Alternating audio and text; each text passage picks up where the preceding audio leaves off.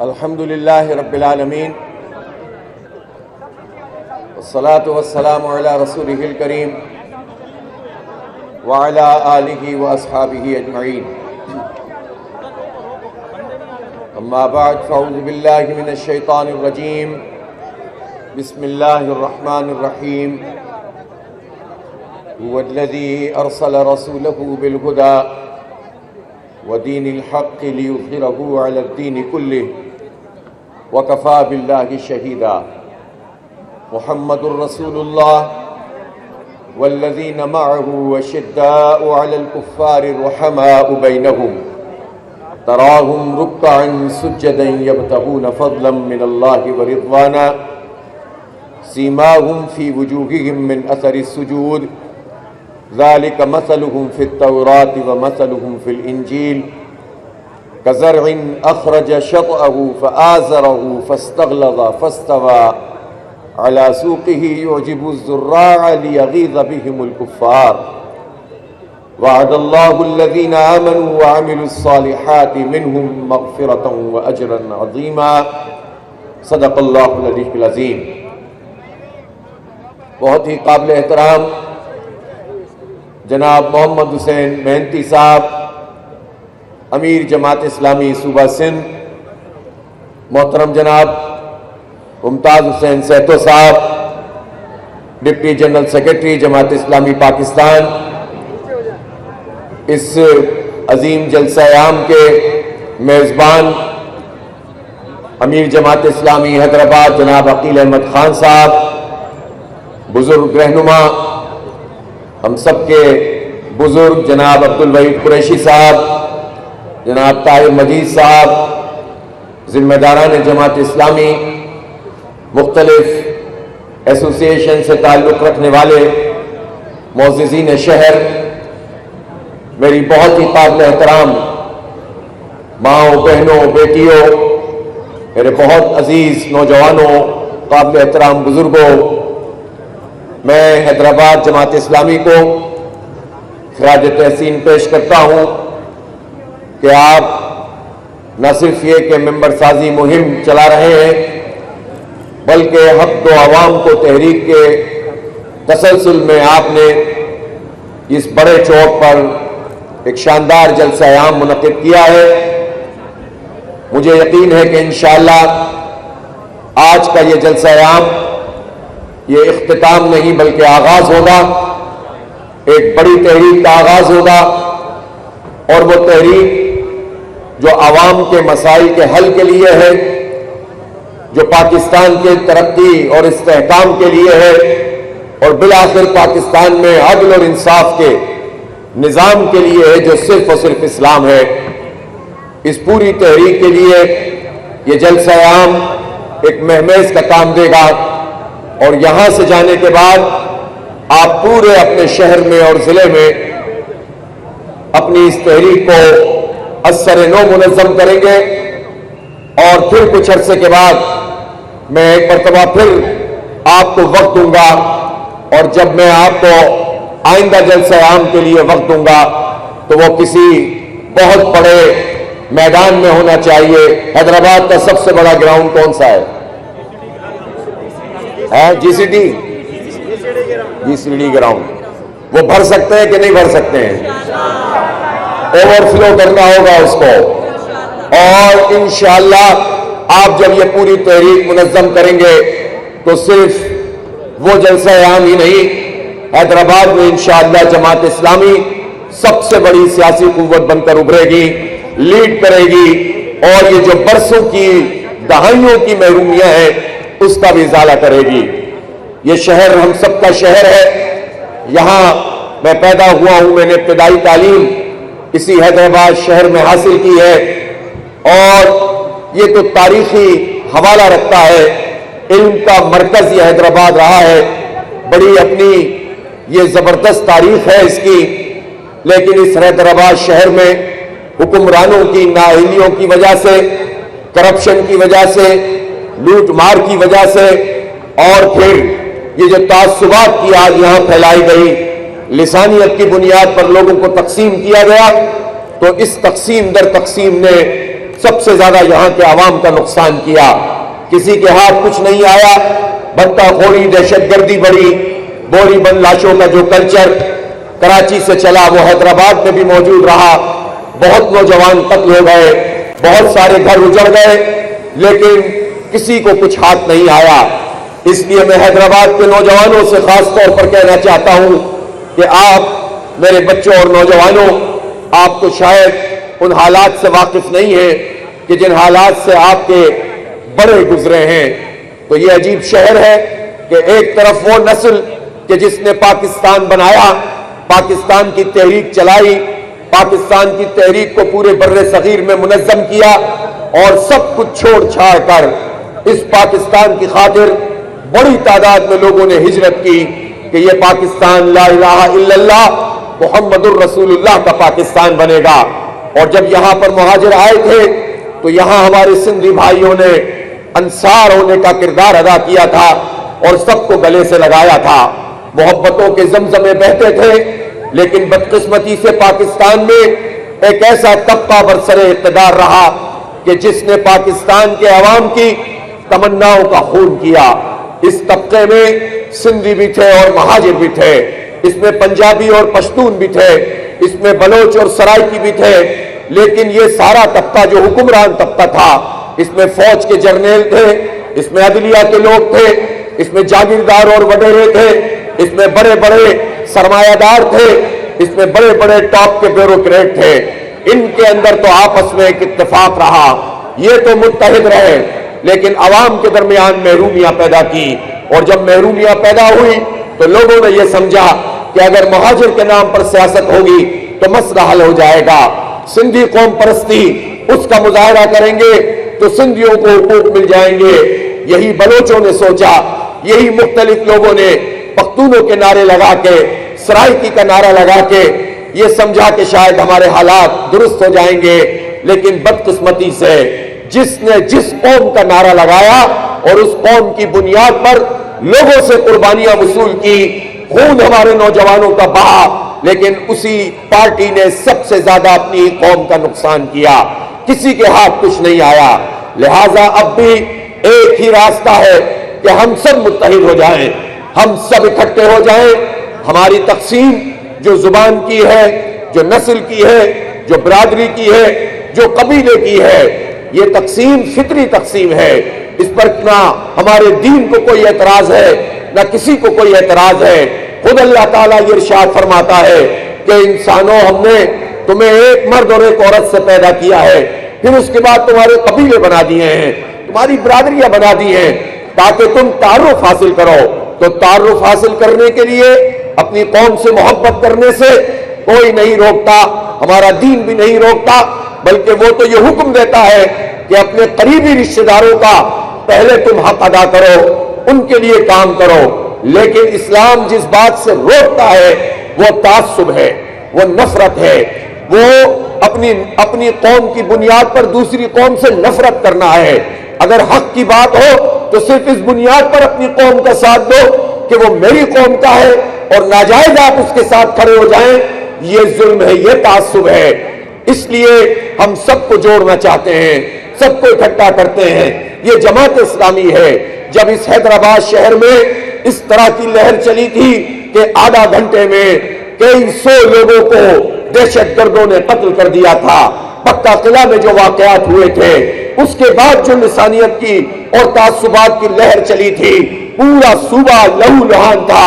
تو اس وقت کے امیر قاضی حسین احمد نے قافلہ امن و اخوت، پہلے کاروان دعوت و محبت نکالا، پھر قافلہ امن و اخوت نکالا. بستی بستی گئے، گوٹ گوٹ پہنچے، شہروں میں پہنچے اور لوگوں کو جوڑنا شروع کیا. جماعت اسلامی سب کو متحد کرتی ہے، متفق کرتی ہے. ہاں، جماعت اسلامی یہ بات ضرور کہتی ہے کہ اگر ہمارا حکمران طبقہ کسی کے ساتھ ظلم کرتا ہے، کسی شہر کے ساتھ ظلم کرتا ہے، کسی گوٹ کے ساتھ ظلم کرتا ہے، تو ہم سب کو متحد ہو کر اس طبقے کے خلاف آواز اٹھانی چاہیے. وڈیرا شاہی نظام کیسا نظام ہے؟ ابھی چند دن پہلے کی بات ہے کہ گاجا موری میں اس نوجوان ملا کا کیا نام تھا کہ جو طاہر ملا، وہ تو ملا تھا، سندھی بولنے والا تھا، لیکن جب وہ وڈیرے کی کسی زمین میں گیا تو وڈیرے کے اہلکاروں نے یہ برداشت بھی نہیں کیا کہ ملا کا بیٹا ان کے کھیت میں جائے، اس کو قتل کر دیا۔ ناظم جوکھیو کون تھا، اس کو بھی وڈیروں نے مار دیا، اور پھر اس کے بعد خاندان کے اوپر دباؤ ڈال کر اپنی مرضی کے فیصلے کروا لیے۔ ہم نے تو بہت کچھ دیکھا ہے۔ رباب چانڈیو اسی سندھ دھرتی کی بیٹی ہے، ننگے پیر گھومتی رہی، اپنے باپ اور چچا کے حق کے لیے آواز اٹھاتی رہی۔ اور پھر ہم نے تو یہ بھی دیکھا کہ جن لوگوں نے مہاجر سیاست کی، انہوں نے سب سے زیادہ مہاجروں کا خون بہایا۔ جو قائد کا غدار وہ موت کا حقدار قرار دے کر اپنے ہی لوگوں کا قتل عام کیا گیا، اور کچھ بھی نہیں ملا کسی کو۔ اس لیے وڈیرا شاہی، جاگیرداری، شہری جاگیرداری، یہ ایک مائنڈ سیٹ ہے۔ یہ اپنے بڑوں کے اسٹیبلشمنٹ کے اعلی کار ہوتے ہیں اور قوم کو تقسیم کرتے ہیں۔ اب ہم ان سب کو تقسیم کریں گے، قوم کو متحد کریں گے انشاءاللہ تعالی، اور ان لوگوں سے جو 77 سال سے ہمارا خون چوس رہے ہیں، انشاءاللہ اس سندھ کو بھی آزاد کرائیں گے اور پاکستان کو بھی اس طبقے سے آزاد کروائیں گے۔ اس لیے جماعت اسلامی سب کو جوڑتی ہے۔ جماعت اسلامی فرقہ بازی پر یقین نہیں رکھتی۔ ہم اسلام کی تحریک ہے، دین کی تحریک ہے، اور دین کی تحریک کا مطلب ہی یہ ہے کہ تمام مسلکوں کا احترام کرتے ہیں، تمام فقہوں کو عزت سے دیکھتے ہیں، اس لیے کہ فقہاء نے اور ہمارے علماء کرام نے دین میں جو خدمات انجام دی ہیں، قرآن و سنت سے اخذ کر کے جو فقہ بنائی ہے، وہ سب کے لیے قابل قبول فقہ ہے۔ لیکن اس بنیاد پر ہم دیوبندی بریلوی کی لڑائی نہیں چاہتے، شیعہ اور سنی کی لڑائی نہیں چاہتے، اہل حدیث کی بنیاد پر تقسیم نہیں کرنا چاہتے ہیں۔ ہر مسلک سے تعلق رکھنے والا دین کی بنیاد پر، اسلام کی بنیاد پر جماعت اسلامی میں شامل ہو سکتا ہے۔ ہم فرقوں کی بنیاد پر دکانداری کرنے والوں کو خیر بات کہتے ہیں، مسلمان ہونے کی حیثیت سے سب کو اکٹھا کرتے ہیں۔ جماعت اسلامی اقلیتوں کے حقوق کی بات بھی کرتی ہے۔ ابھی میرے ساتھ ہمارے اقلیتی برادری سے تعلق رکھنے والے ایک صاحب آئے تھے، انہوں نے اپنا ممبرشپ کارڈ دکھایا ہے۔ یہ ایک نہیں ہے، سینکڑوں نہیں ہے، اس وقت جو ہماری ممبرشپ چل رہی ہے پاکستان بھر میں، پشاور سے لے کر یہاں کراچی تک، یہاں اقلیتی برادری بڑی ہزاروں کی تعداد میں جماعت اسلامی کے ممبر بن رہی ہے۔ اس لیے کہ ہم یہ سمجھتے ہیں کہ اسلامی کا جو نظام ہے وہ صرف مسلمانوں کو حقوق نہیں دیتا، وہ غیر مسلموں کو بھی حقوق دیتا ہے، وہ ان کی عبادت گاہوں کا تحفظ کرتا ہے۔ ہمارا دین اس بات کی آزادی دیتا ہے کہ آپ اپنا کوئی بھی عقیدہ رکھتے ہو، اپنے عقیدے میں آپ آزاد ہیں، لیکن اسلام کا اگر نظام قائم ہو، عدل و انصاف کی بالادستی ہو، تو سب سے زیادہ اقلیتیں ہی امن میں رہتی ہیں۔ یہ ہماری 1400 سال کی تاریخ ہے، اس لیے کسی کو پریشان ہونے کی ضرورت نہیں ہے۔ بعض لوگ یہ بھی چاہتے ہیں کہ جماعت اسلامی کے بارے میں یہ تاثر قائم کریں کہ جیسے یہ کوئی بہت پسماندہ قسم کی بات کرنے والے لوگ ہیں۔ جماعت اسلامی سب سے زیادہ جو اس وقت کی دنیا کے مسائل ہیں، مشکلات ہیں، نہ صرف ان کو سمجھتی ہے بلکہ اس کو حل کرنے کی صلاحیت رکھتی ہے۔ یہ جماعت اسلامی ہے۔ آج یہاں رات میں اتنا بڑا جلسہ ہو رہا ہے، ہزاروں کی تعداد میں میری بہنیں اور بیٹیاں یہاں پر موجود ہیں، عزت اور وقار کے ساتھ موجود ہیں، تحفظ کے احساس کے ساتھ موجود ہیں، اور یہ جماعت اسلامی ہے۔ اپنی بہنوں اور بیٹیوں کو، ماؤں کو ہم عزت دینا چاہتے ہیں، وقار کے ساتھ رکھنا چاہتے ہیں، تحفظ فراہم کرنا چاہتے ہیں۔ میں پوچھنا چاہتا ہوں کہ یہ جو اتنے بڑے بڑے وڈیرے اور جاگیردار اس وقت سندھ اسمبلی میں موجود ہیں، ان کا جو راجدھانی ہے، کیا اس میں عورت محفوظ ہے؟ ان کی بیگمات تو عورتوں کی NGOs چلاتی ہیں، موم بتیاں جلا کے عورتوں کی حقوق کی بات کرتی ہیں۔ ان بیگمات سے پوچھتا ہوں کہ آپ کے شوہر وڈیرے جو آپ کے دیہات میں مزدور ہاریوں کے ساتھ سلوک کرتے ہیں، اور کھیتوں میں کام کرنے والی خاتون جس کو ملازمت کے حقوق بھی حاصل نہیں ہوتے، آپ اس کے لیے بات کیوں نہیں کرتی ہیں؟ یہ ڈرامہ بند ہونا چاہیے۔ ہماری بہن بیٹیوں کو حق ملنا چاہیے۔ شہروں میں بھی اور دیہاتوں میں بھی ان کا حق ہے کہ ان کو تعلیم ملے. ان کا حق ہے کہ جب محنت کریں تو اس محنت کے نتیجے میں ان کو اجرت ملے. اگر اس پورے نظام کی وجہ سے ہماری بہنوں اور بیٹیوں کو دفتروں میں کام کرنا پڑتا ہے, محنت مزدوری کرنی پڑتی ہے, تو وہاں ان کو تحفظ ملے, وہاں ان کو ہراسمنٹ کا نشانہ نہ بنایا جائے. اور اگر کوئی یہ جرم کرے تو پھر ایسی عدالتیں موجود ہوں جہاں عزت کے ساتھ ان کی داد رسی ہو سکے. بدقسمتی سے لوگ اپنی عزت چھپانے کے لیے بڑی بڑی چیزوں کو ہضم کرتے ہیں, اس لیے کہ عدل کا نظام نہیں ہے, اسلام کا نظام موجود نہیں ہے. اس لیے جماعت اسلامی عورتوں کو تعلیم کا حق دیتی ہے اور اس کا مطالبہ کرتے ہیں. اس وقت صوبہ سندھ میں 49-50 ہزار اسکول موجود ہیں. تقریباً اس میں سے 15 سے 20 ہزار اسکول پرائمری اور مڈل اور سیکنڈری یہ لڑکیوں کے اسکول بھی ہیں. لیکن میں پوچھنا چاہتا ہوں کتنی بچیوں کو زیور تعلیم سے یہ آراستہ کر رہے ہیں. ہزاروں کی تعداد میں گھوسٹ اسکول ہیں, سینکڑوں کی تعداد میں وڈیروں کی استبل بنے ہوئے ہیں. کتنی تعداد میں ایسے ہیں جہاں پر 1 یا 2 ٹیچر ہیں. 49 ہزار اسکولوں میں سے چند ہزار اسکول بھی ایسے نہیں ہیں جہاں واش روم کی سہولت بچوں کو حاصل ہو یا ٹیچرز کو حاصل ہو. یہ ہے ہماری سندھ حکومت جو لوٹ مار کر رہی ہے, جو اپنے قوم کا حق مار رہی ہے. ان کے خلاف کون آواز اٹھائے گا؟ کوئی آواز نہیں اٹھاتا. کسی پارٹی کا ایجنڈا عوام کے مسائل نہیں ہے. ہمارے بچوں کی تعلیم کسی کا ایجنڈا نہیں ہے. بچوں کی تعلیم کسی کا ایجنڈا ہوتا تو اتنی بڑی تعداد میں یہ حکومتوں میں شامل رہنے والے لوگ کبھی تو یہ سوچتے کہ یہ تعلیم تجارت کیوں بن گئی ہے. سرکاری اسکول تباہ کر دو, پرائیویٹ سیکٹر میں جو لوگ کام کر رہے ہیں ان کے لیے بھی راستے بند کر دو, اور پھر اس کے نتیجے میں کیا ہوتا ہے؟ اس کے نتیجے میں صرف چند لوگ جو دولت مند اور پیسے والے لوگ ہوتے ہیں, جن کے پاس یا تو یہ وہ لوگ ہیں کہ جنہیں نوکریاں ملتی ہیں اور اس لیے ملتی ہیں کہ وہ جا کر رشوتوں کا بازار گرم کریں اور ہمارے خون پسینے کی کمائی کو نچوڑ کر اپنے پاس رکھیں. صرف ان کے بچے اس حرام کی کمائی سے اچھی تعلیم لے سکتے ہیں یا بڑے بڑے لوگوں کے بچے لے سکتے ہیں. مڈل کلاس کو بھی فارغ کر رہے ہیں, غریب کے لیے تو راستے پہلے ہی بند ہو گئے ہیں. صرف اس صوبہ سندھ میں 80 لاکھ سے زائد بچے ایسے ہیں جنہیں اسکول میں ہونا چاہیے. 5 سے 15 سال کی عمر ہے لیکن وہ اسکول میں ان کو داخلہ نہیں ملا ہوا, وہ آؤٹ آف اسکول ہے. بلاول صاحب آپ کون سی روشن خیالی کی بات کرتے ہیں؟ سندھ کے بچوں کے پیروں میں چپل نہیں ہوتی اور آپ لاکھوں روپے کے جوتے پہن کر ان کے ساتھ تصویر کھنچواتے ہو, اس سندھی قوم کا مذاق اڑاتے ہو اور پھر کہتے ہو کہ ہم روشن خیال ہیں. اسکول تم نے تباہ کیے, ہسپتال تم نے تباہ کیے. یہ حیدرآباد شہر تو یہ پاکستان کا تیسرا بڑا شہر ہوتا تھا. یہ حیدرآباد شہر تو اپنی تجارت کے حوالے سے, تعلیم کے حوالے سے, اپنے ارد گرد کے علاقوں کی زراعت کے حوالے سے پہچانا جاتا تھا.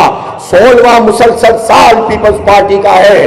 50 سال سے زائد آپ اس صوبے میں حکومت کرتے چلے آ رہے ہیں. تھوڑے گیپ کے بعد آپ پھر آتے ہیں. اب 16 سال سے لگاتار حکومت کر رہے ہیں. اس 17ویں سال میں بھی آپ نے ان شہروں کو تباہ کر دیا, ان دیہاتوں کو تباہ کر دیا. کوئی سرکاری یونیورسٹی نہیں, کالج کو یونیورسٹی قرار دیا, ڈپارٹمنٹ نہیں کھولے ہیں. کیا مذاق ہے اتنے بڑے شہر کے ساتھ؟ پھر یہاں کے نوجوانوں کو ملازمتیں نہیں ملتی ہیں, یہاں کے نوجوانوں سے بنیادی حق کو چھینا جاتا ہے. ہیسکو کے اور اس طرح کے اداروں کی صورت میں لوگوں کو برباد کرتے ہیں. لوڈ شیڈنگ ہے, سڑکیں ٹوٹی ہوئی ہیں. کہا جاتا ہے یہ ترقیاتی بجٹ, کہا جاتا ہے یہ تعلیم کا 454 ارب روپے کا بجٹ, کہا جاتا ہے 300 ارب روپے سے زائد کا صحت کا بجٹ, ترقیات کا بجٹ. ہزاروں ارب روپے تم لوٹ کے کھا گئے ہو اور پورے سندھ کو برباد کر کے رکھ دیا ہے. ابھی چند دن پہلے میں کنکوٹ گیا تھا. میں اسلامی جمعیت طلبہ کے زمانے میں پورا صوبہ سندھ میں دورہ کیا کرتا تھا.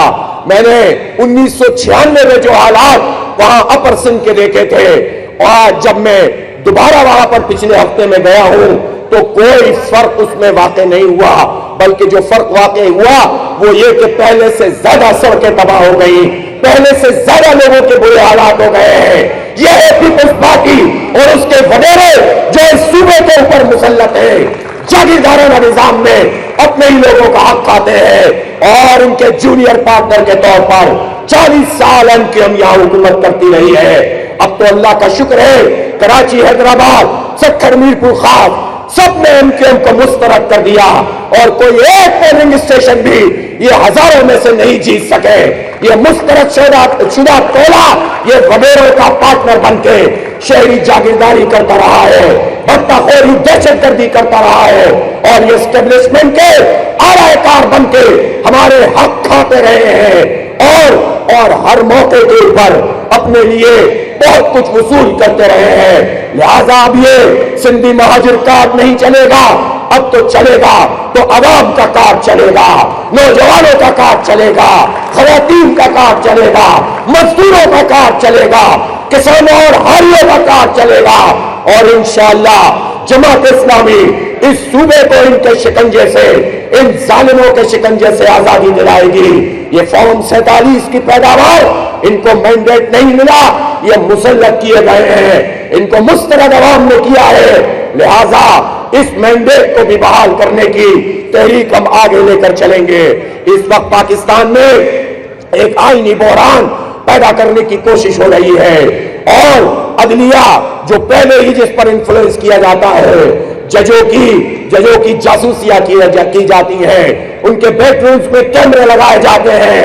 کتنی شرمناک بات ہے جو ہمارے ہاں یہ برسر اقتدار لوگ کرتے ہیں اور اپنی مرضی کے فیصلے چاہتے ہیں اور اس پر بھی پورا نہیں پڑ رہا، تو اب یہ چاہتے ہیں کہ موجودہ چیف جسٹس کو ایکسٹینشن دی جائے۔ ہم واضح کر دینا چاہتے ہیں یہ پوری آئینی ترمیم ہم مکمل طور پر مسترد کرتے ہیں۔ جو لوگ بھی یہ بات کر رہے ہیں کہ ایک حصے کو لے لو دوسرے کو چھوڑ دو، وہ درحقیقت ٹریپ میں آ رہے ہیں۔ یہ ٹریپ وہ ہے جس کے نتیجے میں عدلیہ پہ شب خون مارا جا رہا ہے۔ اپنی مرضی کے ججز تعینات کریں گے، اپنی مرضی کا چیف جسٹس لے کر آئیں گے اور اس کے نتیجے میں اپنی مرضی کے فیصلے کروائیں گے۔ اس لیے تمام جمہوریت پسند قوتوں کو ان حالات میں اس آئینی ترمیم پر گفتگو ہی نہیں کرنی چاہیے۔ اول تو ٹیبل ہی اب تک انہوں نے نہیں کیا ہے، چوری چھپے کارروائی ہونے جا رہی تھی، اب تک اگر رکی ہوئی ہے تو پھر بھی جوڑ توڑ کا عمل جاری ہے، آنیاں جانیاں چل رہی ہیں، گورنرشپ کی پیشکشیں ہو رہی ہیں، سینیٹر کی پیشکشیں ہو رہی ہیں۔ میں وارن کرنا چاہتا ہوں سب کو کہ جس نے بھی اس آئینی ترمیم پر اپنی مہر سب کی وہ اپنے چہرے پر کالت ملے گا اور پاکستان کی قوم اس کو کسی صورت میں بھی معاف نہیں کرے گی۔ اس لیے ہم واضح طور پر یہ کہنا چاہتے ہیں کہ جو طریقہ کار طے ہے اس میں جسٹس منصور علی شاہ ان کی نامینیشن ہونی چاہیے، بطور چیف جسٹس کے ہونی چاہیے، اس لیے کہ قاضی فائز عیسیٰ صاحب کو بھی 3 مہینے پہلے نامینیٹ کر دیا گیا تھا، اب کیا پریشانی شروع ہو گئی ہے۔ اس لیے یہ کتنا بڑا المیہ ہے، عدلیہ کے لیے بھی ایک سوالیہ نشان ہے۔ میں منصور علی شاہ صاحب سے بھی کہنا چاہتا ہوں کہ پاکستان کے عوام یہ چاہتے ہیں کہ قانون اور آئین کے مطابق آپ کی تقرری ہو، لیکن ہم نے ماضی میں بھی عدلیہ کی بحالی کی تحریک چلائی تھی، پوری قوم سڑکوں پہ آئی تھی، سب نے قربانیاں دی تھیں، ہم جتنے لوگ یہاں پر موجود ہیں یہ سب گرفتار کیے گئے تھے، ایمرجنسیاں نافذ ہوئی تھی مشرف کے زمانے میں اور افتخار چودھری کو ایک علامت بنا کر پورا پاکستان کھڑا ہوا تھا، لیکن افتخار چودھری نے وفا نہیں کی، عدل نہیں کیا، انصاف نہیں دیا اور اس کے نتیجے میں لوگوں کا اعتبار اٹھ جاتا ہے۔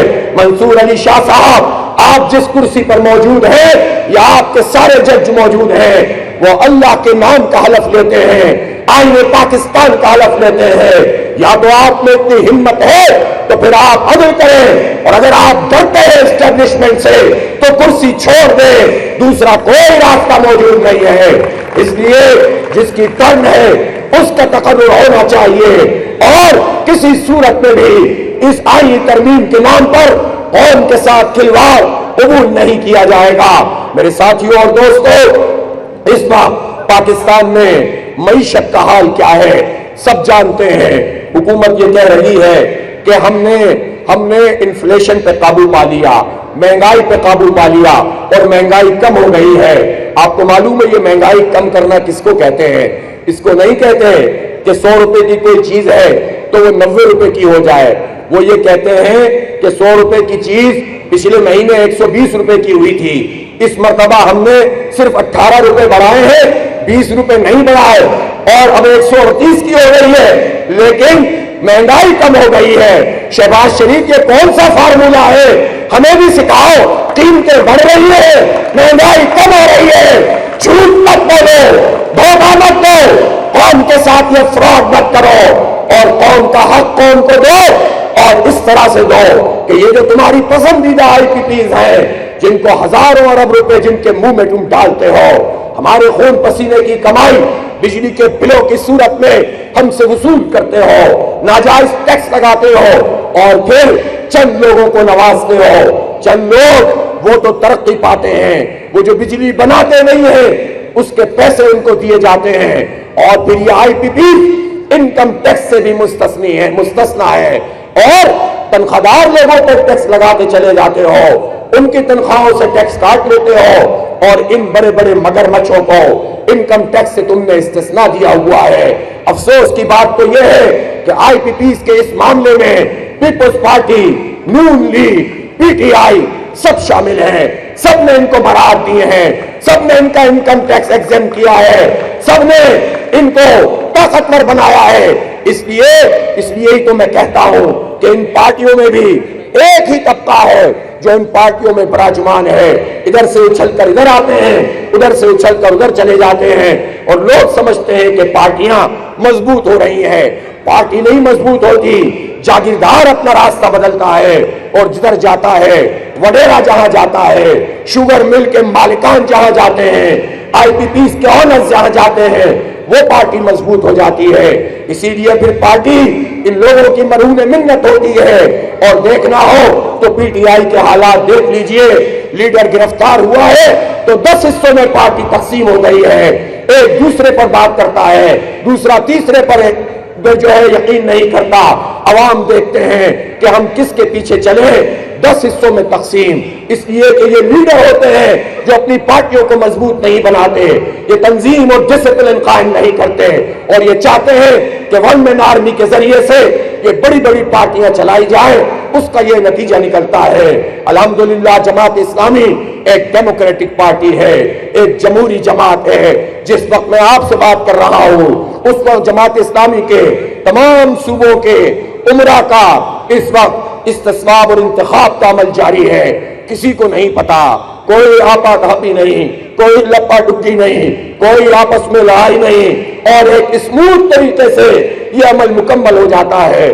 ضلعوں کے انتخاب چلتے رہتے ہیں، شورائیں ہر سطح پر بنتی رہتی ہیں اور بڑے بڑی باتیں کرنے والوں، ہماری بہنیں، ہماری بیٹیاں، اسلامی جمعیت طالبات ہو، اسلامی جمعیت طلبہ ہو یا جماعت اسلامی خواتین ہو، ریگولر ان کے انتخاب ہوتے ہیں اور ان کا پورا سسٹم چلتا رہتا ہے۔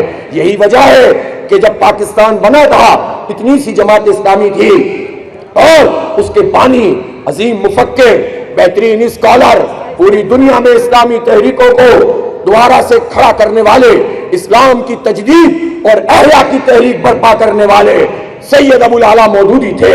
1948 میں ان کو 20 مہینے کے لیے گرفتار کیا گیا۔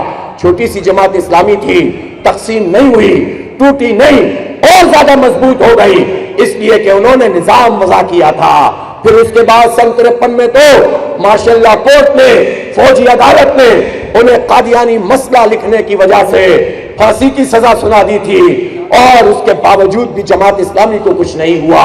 پھر بعد میں بھی گرفتاریاں ہوتی رہیں، ایوب کے زمانے میں یہ ہوتا رہا، بھٹو صاحب کے زمانے میں پوری لیڈرشپ کو گرفتار کر لیا گیا، لیکن جتنا یہ لوگوں کو گرفتار کرتے تھے اتنے ہی منظم طریقے سے جماعت آگے بڑھتی تھی۔ اس لیے کہتے ہیں کہ تنظیم کی اہمیت ہوتی ہے، آرگنائز پارٹی ہی کوئی نتیجہ لاتی ہے، ہجوم کبھی بھی حالات کو نہیں بدل سکتے ہیں۔ اسی لیے ہم نے دیکھا کہ بنگلہ دیش میں جو کچھ حسینہ واجد نے کیا بھارت کے کہنے پر کیا اور انہوں نے برباد کر کے رکھ دیا، وہاں کے لوگوں کا بیڑا غرق کر دیا اور 15 سال میں انہوں نے وہ سازشیں کی کہ جماعت اسلامی کے امیر، ان کے سابق امیر، ان کے بے شمار سیکنڈ ٹیئر سب کو اندر بھی کیا، پھانسیوں پہ بھی لٹکایا اور اپنی طرف سے تو سب چیزوں پہ قبضہ کر لیا تھا۔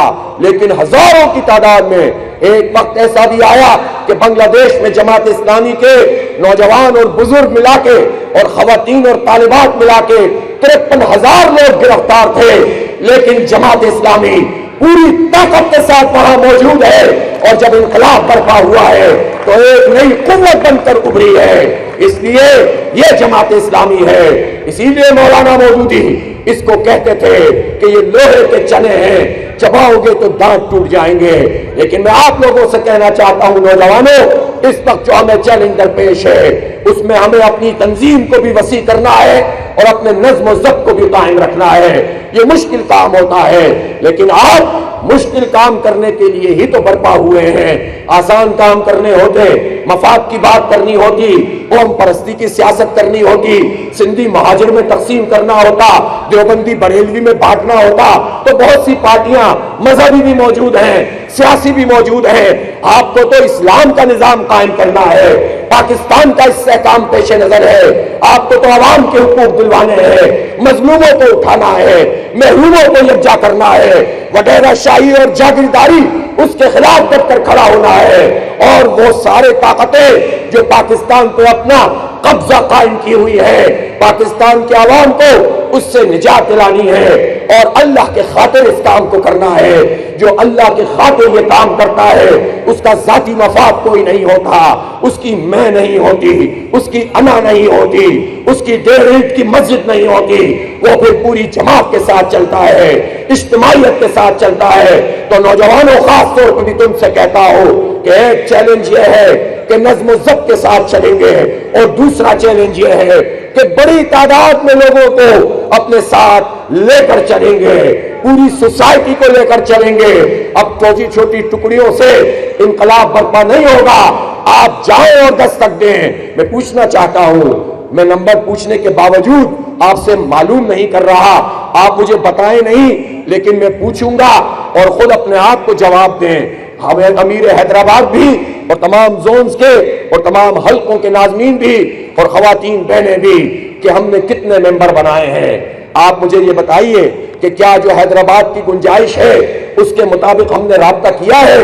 کیا ہر گلی میں پہنچے ہیں، ہر چوک میں گئے ہیں، ہم ہر چوراہے پہ کھڑے ہوئے ہیں، مسجدوں میں رابطے کیے ہیں، تعلیمی اداروں میں پہنچے ہیں، در در اور گھر گھر دستک دی ہے؟ اگر نہیں دی ہے تو پھر اس کا مطلب ہے کہ اس کام کو تیز کرنے کی ضرورت ہے۔ اس لیے کہ مجھے یقین ہے جب آپ نے دستک دی ہے، جب آپ پہنچے ہیں تو 70-75% لوگ کم از کم آپ کے ممبر بننے کے لیے تیار ہو گئے ہیں۔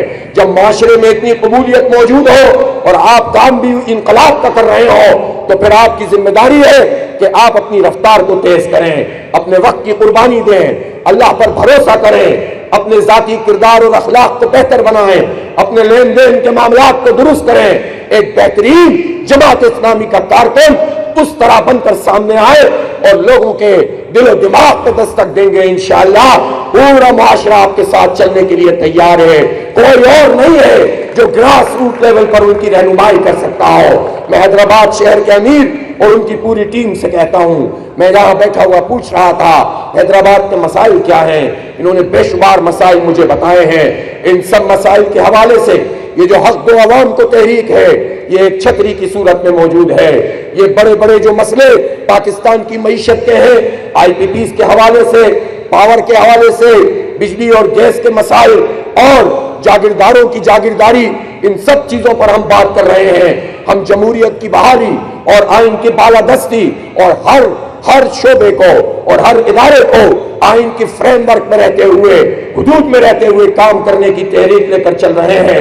لیکن آپ کو اس حق دو عوام تحریک کے بینر تلے حق دو حیدرآباد کو تحریک شروع کرنی ہے۔ عقیل بھائی موجود ہیں؟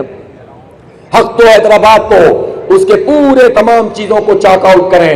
یہ کوئی مہاجر نسل پرستی کی تحریک نہیں ہونی چاہیے، یہ کوئی سندھی قوم پرستی کی تحریک نہیں ہونی چاہیے، یہ کوئی بلوچ قوم پرستی کی تحریک نہیں ہونی چاہیے۔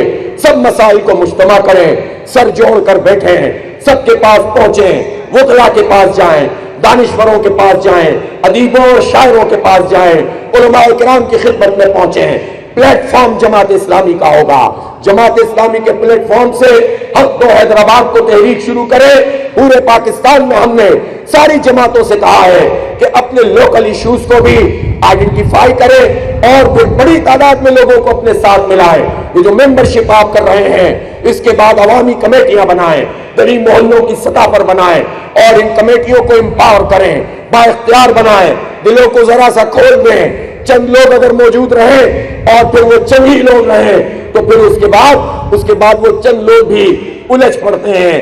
یہ انسانی فطرت ہے۔ جب زیادہ لوگ اپنے جنوں میں لے کر چلیں گے، زیادہ لوگوں کو اپنے اندر سموئیں گے، کچی پکی کوئی غلطیاں بھی ہوں گی، کوئی بات نہیں، یہی تو آپ کا چیلنج ہے۔ چند لوگوں کی تربیت تو سب کر لیتے ہیں، جب زیادہ لوگ آئیں ان کی تربیت کریں، یہ تو آپ کا چیلنج ہے۔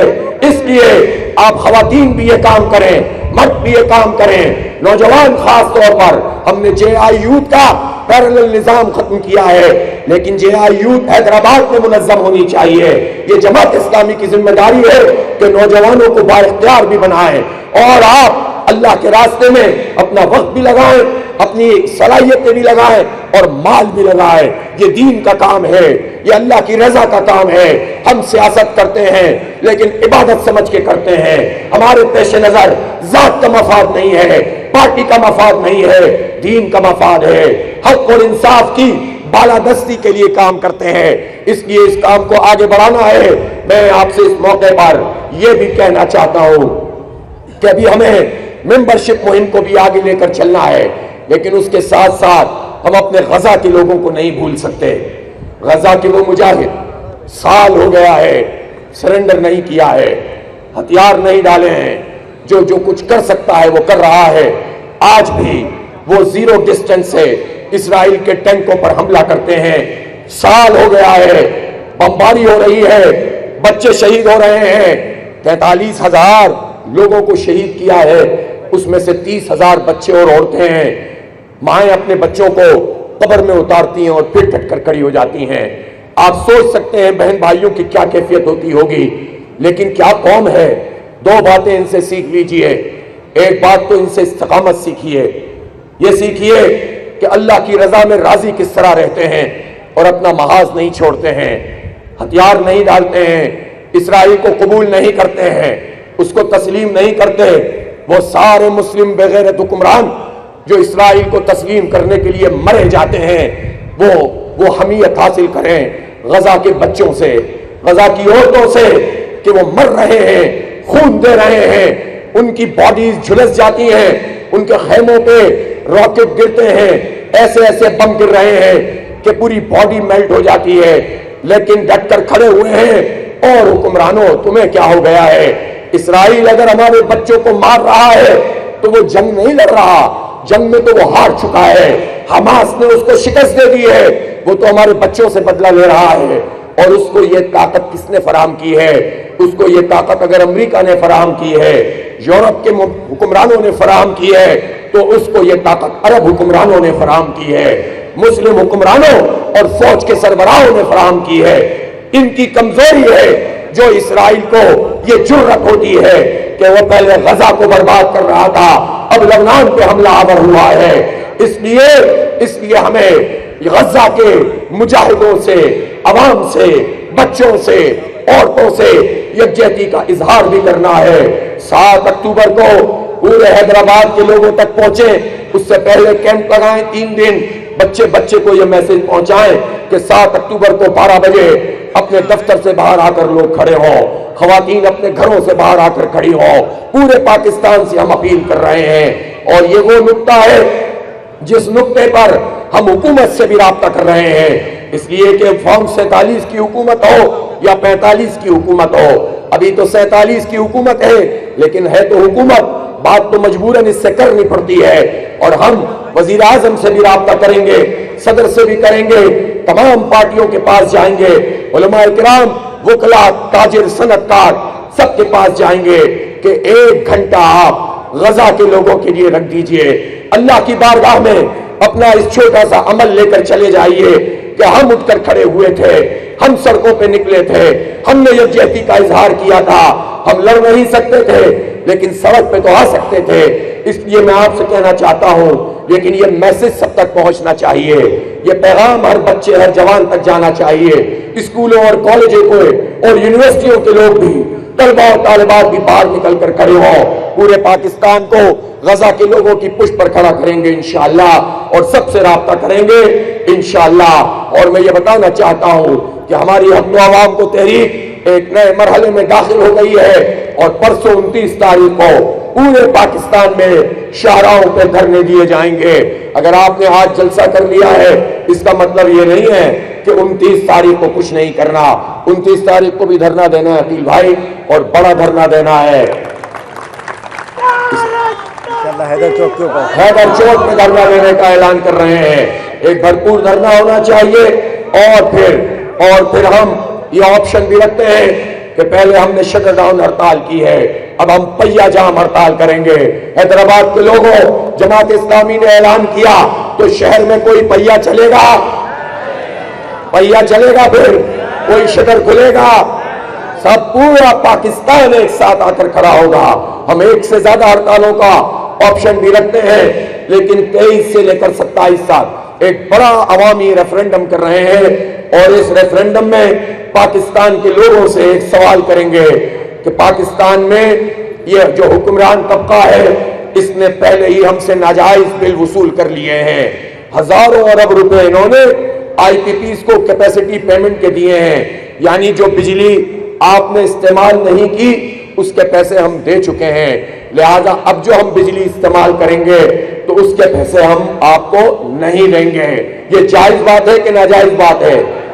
لیکن اس بات کو ہم عوام سے پوچھیں گے، ان سے ریفرنڈم کریں گے، اور جب عوام کی رائے سامنے آئے گی تو پھر اس رائے کی روشنی میں ہم پھر اس کا اعلان کریں گے کہ اب نہ کوئی ہیسکو کو، نہ کے الیکٹرک کو، نہ پیسکو کو، نہ پیپکو کو، نہ لیسکو کو کوئی بل نہیں دے گا۔ جن حکمرانوں نے ہم سے ناجائز بل وصول کیے ہیں وہی کمپنسیٹ کریں۔ اس لیے یہ نہ سمجھے حکمران طبقہ کہ کوئی بات نہیں کر رہا، کوئی پارٹی اس کو غم نہیں ہے، کسی جماعت کو عوام کا غم نہیں ہے، عوام کے مسئلوں پہ کوئی بات نہیں کر رہا، لیکن جماعت اسلامی اس سے غافل نہیں ہو سکتی۔ جماعت اسلامی نے اتحاد کیا ہے، پاکستان کے عوام سے کیا ہے، اور انشاءاللہ یہ مقدمہ پوری طاقت سے لڑیں گے، اللہ کی مدد سے لڑیں گے، اور اپنا حق حاصل کریں گے۔ وآخر دعوانا ان الحمدللہ رب العالمین۔ جزاک اللہ۔ حافظ نیب الرحمان صاحب اعلان کر رہے